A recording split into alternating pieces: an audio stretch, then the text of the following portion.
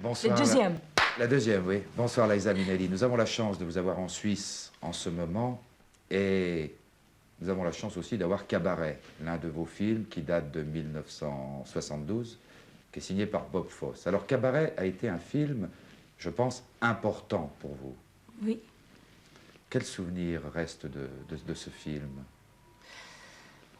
Well, it was a wonderful experience because it not only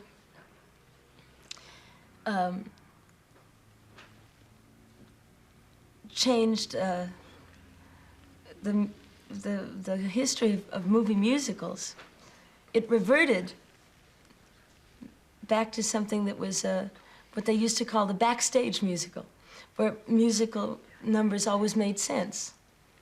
In other words, like, for instance, there's only singing in the cabaret. Nobody bursts into song on the street and so forth, which is funny for me because my father was the one who changed it the other way around. And then in this day and age, I was lucky enough to be part of the film that, again, made the turn. Et c'est Cabaret qui vous a révélé sur le plan international. What? Is this how it started internationally for you? I think you're a better judge of that than I am. For me, I was nominated, you know, for Sterile Cuckoo, but I suppose Cabaret is so very important because it was so very different. I'm really proud to be in it. LIZA, avant de parler encore de cinéma, je voudrais que nous parlions de musical. Oui. Après New York, New York, vous êtes revenu sur scène. Alors, je voudrais savoir, comme vous faites une tournée en Europe, quelle est la différence de réaction entre le public américain, vous avez fait une tournée en Amérique, vous avez joué à Broadway, oui, et la réaction du public en Europe, Copenhague, Dortmund, etc. Well, I think that the main difference in the European reaction is that one is trained in America to do like a lot of, you have to sing and dance and act, or else it's very hard to get a job. Do you know what I mean? Especially if you want to be on Broadway, which is where I started. So I found that in Europe, everybody is really a specialist. In other words, people sing so beautifully, or they dance perfectly, or they act. But the combination people seem to like in Europe, and it's more surprising to them than it is in America. So they're more appreciative. Ce besoin, cette nécessité d'abandonner pour quelque temps le cinéma et de revenir à la scène, est-ce que ce n'était pas pour vous un besoin de retrouver un contact avec le public et un besoin de vous rassurer vous-même? Non, c'est pas pour moi. Okay, I'll speak in English. It's not for my own reassurance. It's just very good to always keep in contact with people who are alive. You know, you can be in front of a camera and you know what making movies is like. You make a film and it takes forever, you know.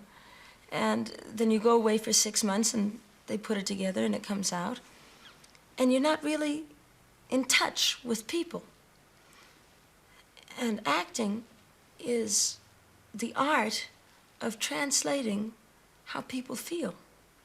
So you have to stay in touch with people. So I find that it's like recharging a battery. You know, to get back to the live public, it makes me understand more, and I can give more and sustain myself in a film. Avez-vous eu peur de retrouver ce contact direct avec le public? Oh no, I love people. You know, Peur de retrouver la scène? No. No, I love it. You know, it's exciting to me. It's fun. Je voudrais savoir, et pardonnez-moi l'indiscrétion de la question, quelle est la part Judy Garland, quelle est la part Vincente Minelli dans LIZA Minnelli?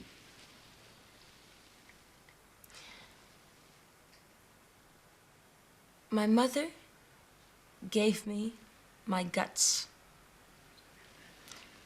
My father gave me my dreams. And the combination seems to work, you know. By guts, I mean, she gave me a go, do, you can do it, encouragement. Both of them always encouraged me. But she gave me feminine strength. And my father gave me a world of colors. LIZA, je ne peux pas ne pas profiter de votre présence pour vous demander des nouvelles de Vincente Minelli, votre père, qui a eu beaucoup de problèmes avec son dernier film, La Contessa, A Matter of Time. Comment va-t-il et que fait-il? He's doing wonderfully. He, at this point in his life, is turning down almost everything that they offer him. And I say, Daddy, why? I mean, my God, you know. And he says, because I only want to do what I want to do. And you have to admire that from a man who gave us all so much, you know. But he'll find something, because he's so full of activity. He's full of life still. I think he's actually writing something now, and I think he won't talk about it. My father's very funny. He's very private. He won't talk about what he's doing, but I think he's writing something. LIZA, vous ne vous êtes pas contentée d'être la fille de Judy Garland et de Vincente Minelli. Les débuts de votre carrière, je veux dire, à 16 ans, par exemple. À 16 ans, vous avez commencé à jouer à Broadway, du théâtre off-Broadway, exact? Yes.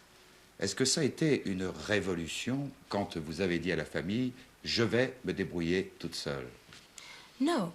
Actually, I wanted to be an ice skater.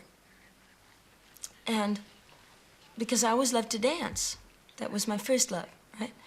And then I went to a show, a Broadway show. I'd never seen a Broadway show. And I went, my mother took me, and I was 13, and I saw Bye Bye Birdie. And they were all kids up there on the stage, and they were dancing and they were singing, and it looked like so much fun. That's what I decided. That's what I wanted to do. So my original ambition was to be a chorus dancer. And then I found, like I said before, that you can't, in America, you can't get a chorus job unless you can sing and act. So I had to learn how to sing because I didn't have my mother's gift of a natural voice. Alors, votre mère surveillait beaucoup votre carrière. Il y a un exemple, je ne sais pas s'il est vrai, mais je crois qu'il est vrai.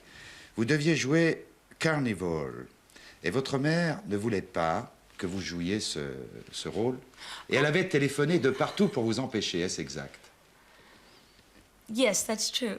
But at that time, my mother was lonely, and she wanted me to stay. She wanted me to come home.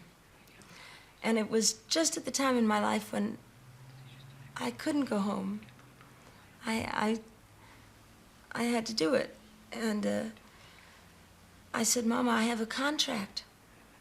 I've signed a piece of paper. And she said, break it. And I said, I can't do that. Too many jobs depend on it. What about the other people? And then she said, you make me mad, but I admire you. It's very easy to be typecast. But I think the only interesting characters to play are characters with problems. And the difference and the scope and size of the problems of each character that I really admire, that I've played, for instance, in The Sterile Cuckoo, in Cabaret, of course, in Lucky Lady, with three lost people, but they were all lost in different ways. In New York, New York, with the help of Scorsese, De Niro, and everything, and as you were kind enough to say to me before, I feel like I graduated into playing a mature woman. And De Niro was the crazy one, not me. He was the one who went bananas. I got to stay calm. Mais New York, New York, c'est surtout une belle histoire d'amour. Oui. Mais Liza, vous ne pensez pas que vos metteurs en scène, que ce soit Stanley Donen, que ce soit Fosse, que ce soit Martin Scorsese, Fosse? Recherchent, ont un peu la nostalgie en faisant ces films, Lucky Lady, New York, New York, Cabaret, ont un peu la nostalgie Hollywood des années 30, et que pour eux, vous êtes un prétexte pour aller vers cette nostalgie. My father once told me something that I always remembered, that everything is a circle, and really nothing is terribly new, but it's done differently all the time. So when I happened to start making films, the first film I made was Current. Then Cabaret started a whole new fashion and going back. Nobody made except for The Damned, I think, and some other marvelous foreign films, really. But an American film about the 30s hadn't really been done. Lucky Lady was, again, a character piece. New York, New York, nobody had done what I think is the ultimate film on the 40s and about musicians. New York, New York is a subculture film. You know? It's about music, musicians, and how they work, how they think. It's not a musical.